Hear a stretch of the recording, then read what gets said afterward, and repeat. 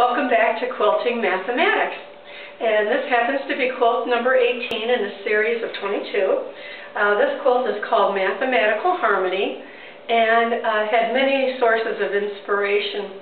We'll talk a little bit about Pythagoras with this quilt, who was born roughly about 570 BCE and lived to roughly 490 BCE. There is a little bit that's known about his life, and he established a brotherhood of Pythagoreans that were very influential in the mathematical world. These Pythagoreans did include females, which was really great. They were vegetarians for the most part and didn't eat beans. They had certain kinds of rules that they followed, but their influence just has continued to influence the world since its beginnings. So the influence of the Pythagorean Brotherhood went till about 415 years after Christ. And as we look at this quilt right here, we do have the four basic groups of instruments. Of course, the piano, the B-flat clarinet we have here, a violin, and then the French horn. In the background, we have this Military Polonaise by Chopin, and just indicating the different instruments that compose our Western music scale.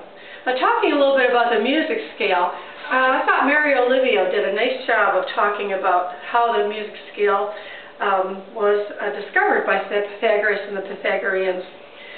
He says, Pythagoras is traditionally said to have discovered the harmonic progressions in the notes of the music scale by finding the musical intervals and pitches of the notes corresponding to the relative lengths of the vibrating strings. Pythagoras discovered that if you stretch a string out and then mark it at the halfway point, an octave is obtained. Similarly, a fifth is found by taking a string and partitioning it off in a ratio of 2 to 3. Or a fourth in music, 3 to 4 as far as the ratio of the string length. If musical harmony can be expressed by numbers, argued the Pythagoreans, then all objects in the universe owed their characteristic to the nature of number. All things are numbers is a phrase associated with the Pythagorean Brotherhood. So at this time, whole numbers were very, very revered. But soon after this, numbers like the irrational numbers became known. The square root of 2, square root of 3.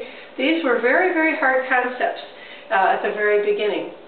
I hope you've enjoyed this little tour of mathematical harmony, and we'd like you to join us for our next quilt in the series. Have a great day.